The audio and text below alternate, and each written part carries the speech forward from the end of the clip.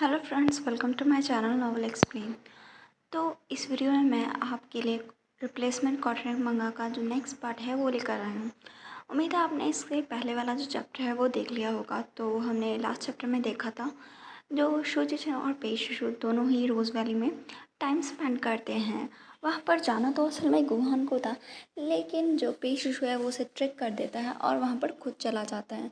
और वहाँ पर जो पेइशिशु है और शोजिचिन, हमें उनका थोड़ा सा रोमांटिक टाइम स्पेंड किया होता है उन्होंने, वो देखने को मिलता है। और साथ में वो दोनों अच्छे से बातें करते हैं। और तभी वहाँ पर जो पेइशिशु है वो शोजिचिन को बोलता है कि क्या तुम मुझे अपनी पास्ट के बारे में बताओगे। तो शोजिचिन अभी इस एपिसोड के स्टार्टिंग में अपनी पास्ट लाइफ के बारे में बता रहा होता है। तो चैप्टर की स्टार्टिंग में हम देखते हैं शोजिचिन बताता है जो मेरा पहला फादर था उसका नाम चेंगकंग था और वो मेरे और मेरी मॉम के साथ रहता था एक बहुत ही पुराने विलेज में जो कि पहाड़ों पर था।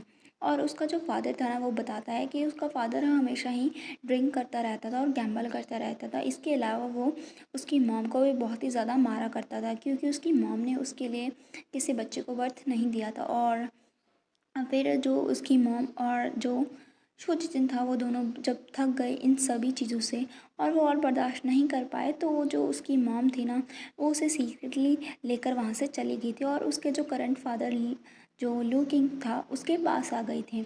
और फिर शोजिचिन बताता है उनकी रीमैरिज के बाद उन्होंने मुझे भी रजिस्टर किया और उन्होंने एक बिज़नेस स्टार्ट किया जो कि काफ़ी अच्छा चला, जिससे हमारी लाइफ काफ़ी ज़्यादा इम्प्रूव हो गई। तभी आगे जो शोजिचिन है ना, वो बोलता है कि उसके बाद हम थोड़ी अच्छी लाइफ जीने लगे। तो पेइशिशु उससे बोलता है कि क्या तुम उस चन जियांग को अभी भी हेट करते हो। तो शोजिचिन उसे बताता है कि हाँ, मैं उसे बहुत ही ज़्यादा हेट करता हूँ। ऑफ कोर्स वो हर रोज़ हमें मारा करता था और मुझे बहुत ही गंदी गंदी बातें करता था। मैं तब सिर्फ 6 साल का था। तो फिर जो पेइशिशु है वो उसे बैकहग करता है और उससे बोलता है कि शुशु, तुमने बहुत ही ज़्यादा सफ़र किया है। तो शोजिचिन उसकी ओर मुड़ता है और जो पेइशिशु है वो अपने मन में सोचता है कि मुझे शुशु के लिए रिवेंज लेना ही होगा और मैं अपने हाथों से ये करना चाहता हूँ। मैं अभी कि अभी किसी को भेजूँगा ताकि वो उस चंचयांग को डील कर सके।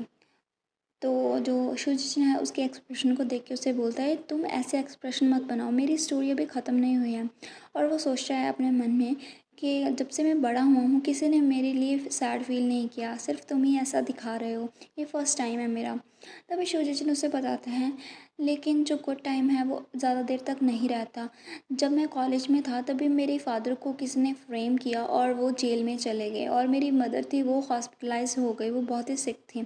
मैंने अपनी डिग्निटी को साइड रखा और मेरे रिलेटिव्स को बैक किया, उनसे भीख मांगी, लेकिन उन्होंने मुझे वहाँ से भी किक आउट कर दिया। तब सारी फैमिली की जो बर्डन था वो मेरे ऊपर था, सभी फैमिली मेरे ऊपर डिपेंड थी। तो मैंने वर्क करना स्टार्ट किया और मैंने 8 जॉब्स की थी अपने आप। और जब भी जो क्रेडिटर्स थे जिनके ऊपर से उन्होंने लोन लिया हुआ था वो आते थे, जब उन्हें पैसा नहीं दिया जाता था तो वो शुजिचिन को मारा करते थे। और वो आगे बताता है जब मेरे पास अ, अभी हिम्मत नहीं बची थी उनकी मार खाने की, तो मैंने सोच लिया था कि मैं वहाँ से छिप जाऊँगा। और वो हमें बताता है कि वो कूड़ेदान में छिप जाया करता था जब भी वो लोग आते थे। तभी पेशेशु को उसके बारे में सुन के काफ़ी ज़्यादा बुरा लगता है।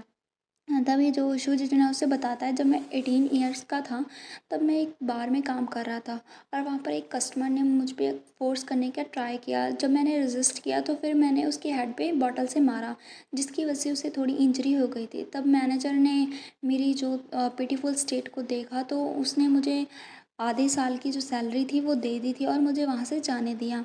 और फिर वो उससे बोलता है एक्चुअली मैं मुझे मेरे फेट के बारे में पता है, लेकिन मैं उसे एक्सेप्ट नहीं करना चाहता।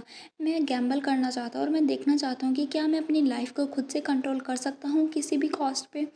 और फिर वो उससे बोलता है पेशिश हूँ, मैं उतना भी अच्छा नहीं हूँ जितना तुम सोचते हो। पास्ट में मैं एक भिखारी से भी ज़्यादा वर्स रहता था और अभी मैं बहुत ही सेल्फिश और हार्टलेस बन चुका हूँ। और सच कहूँ तो मैं कभी तुम्हें शायद ट्रूली लव कर ही ना पाऊँ। इसके अलावा अगर ऐसा है भी तो क्या तुम सच में मेरे साथ रहना चाहते हो। तो पेशिश उससे बोलता है कि शुशु ऐसा नहीं है, मेरी दुनिया में तुम ही किंग हो और जो भी चीज़ मुझे बिलोंग करती है, मेरा हार्ट और मेरी टेरिटरी, मेरा घर, सब चीज़ें तुम्हें बिलोंग करते हैं। तुम उन्हें कब जब चाहे फ्रीली विजिट कर सकते हो। और फिर वो उससे बोलता है एक दिन तुम ज़रूर मुझे पे बिलीव करोगे कि मेरी ज़िंदगी का जो मकसद है वो सिर्फ तुम्हारे साथ रहना और तुम्हें फॉलो करना है।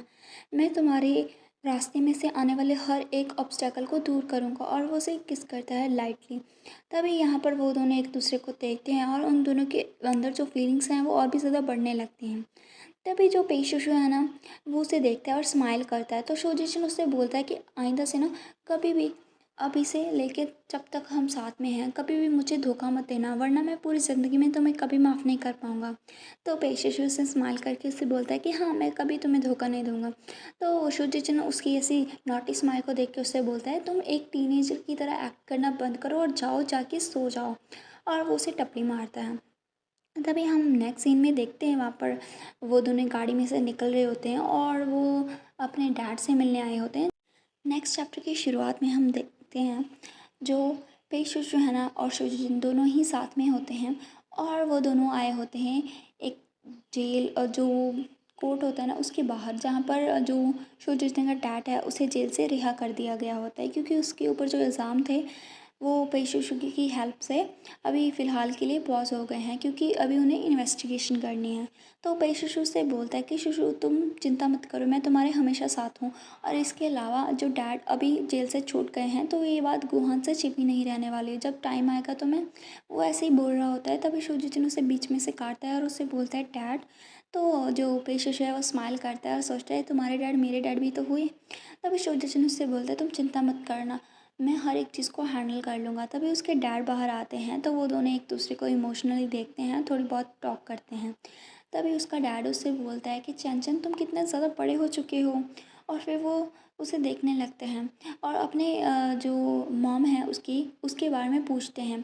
तो शुजिन उससे बोलता है कि मॉम अभी रिकैप्चर कर रही हैं, अभी वो हॉस्पिटल में हैं।